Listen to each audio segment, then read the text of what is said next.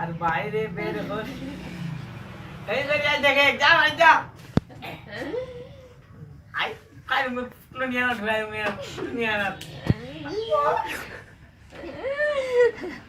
রোজার মাসে রোজা রাখলে শুধু হবে না, রোজার মাসে নামাজ পড়তে হবে। বলো সুবহানাল্লাহ।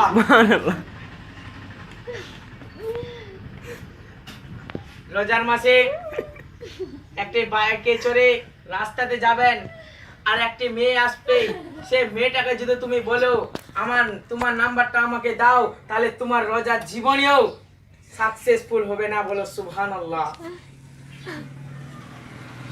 মেয়েটা তোমাকে দেখে হাসছে, তার কারণটা তোমাকে বুঝে নিতে হবে।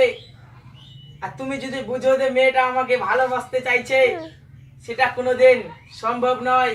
তার কারণ হচ্ছে মেয়েটা তোমাকে দাদা বলে গণনা করছে, অর্থাৎ দাদা বলে বলার চেষ্টা করছে। বলো সুবহানাল্লাহ। সুবহানাল্লাহ। মজ্জাজ সামিন ইকরাম, এই মাসটি হলো কোন মাস? রমজান মাস। মজ্জাজ সামিন ইকরাম, যারা ভালো করে তালিম ইলম পড়ছো তাদেরকে বলছি, আপনারা তালিম ইলম হয়ে পড়াশোনা করলে হবে না, আপনাদের ব্যবহারটা ঠিক রাখতে হবে। তার কারণ হচ্ছে আপনারা রাস্তাতে বেড়াতে বেড়াতে চোখটা একটা মেরে দিবেন, সেটা কোনোদিন সম্ভব না।